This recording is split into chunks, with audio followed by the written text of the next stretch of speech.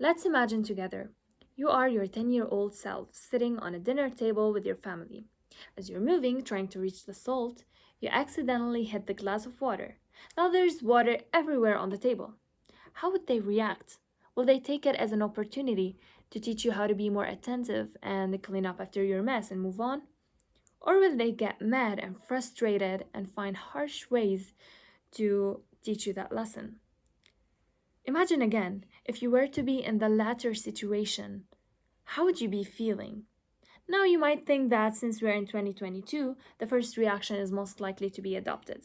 However, if you dig deeper into that, you unfortunately see that you are wrong. According to UNICEF 2022, 2 in 3 children in most countries, including Lebanon, are subjected to corporal punishment by their caregivers. Corporal punishment, also known as violent discipline, comprises all forms of physical punishment, from slapping, spanking, hitting with an object, to forcing the consumption of unpleasant substances such as hot pepper, hot sauce, soap, and the list goes on. In general, this method is used as a way to educate children and raise them. So let's start with why some people adopt these methods. The intentions of caregivers using violent discipline isn't always necessarily to injure or harm the children. Instead, they just see it as the most convenient way to get the children to comply with their wants.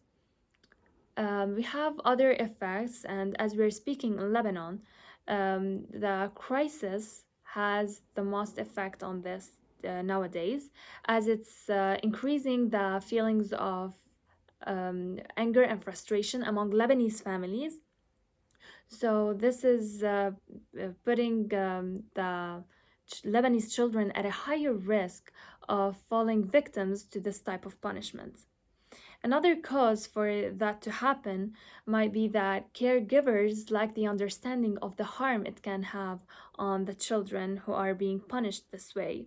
Also, that caregivers may not be knowledgeable of the existence of other methods that are non-violent in order to raise their children the way they want to. So they just stick to the corporal punishment.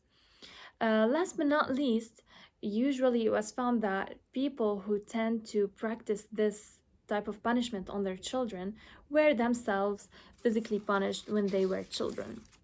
So now switching to the effects. Corporal punishment doesn't have any long-term positive outcomes as some of us might think.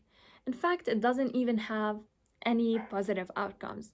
It firstly negatively affects the behavior of children.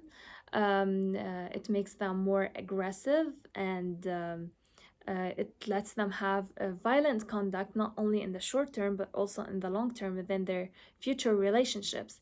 It also induces their mental illnesses, especially anxiety, depression, and PTSD in severe cases.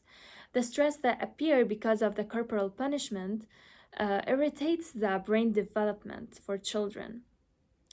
Other than that, corporal punishment lowers the self-esteem of children and worsens their relationships with their parents, their caregivers, and with others, and it makes them more and more antisocial.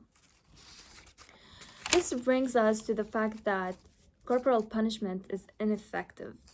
The main reasons why we can say that it is because it mainly fails at establishing the internal controls for the children.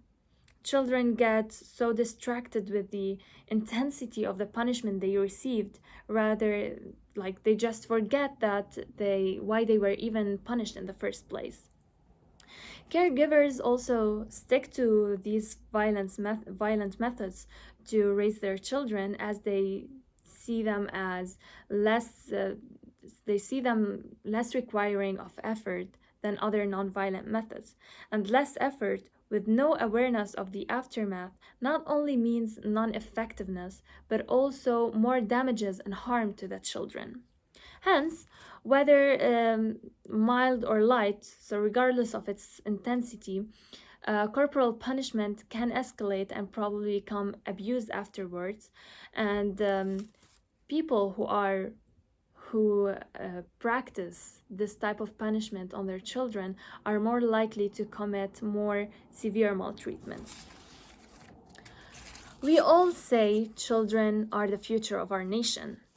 The fact that this issue is still nowadays abundantly present means, and it's affecting our children who are the most vulnerable segment of our society, requires us all to put an end to this problem and the effects it's causing.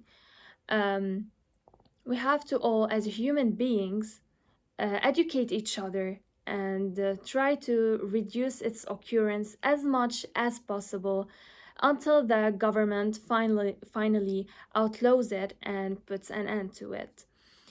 Because children are the future of our nation, we must help them now and protect them at all costs in order for them to later on protect us, protect our future, and the future of our nation. Thank you.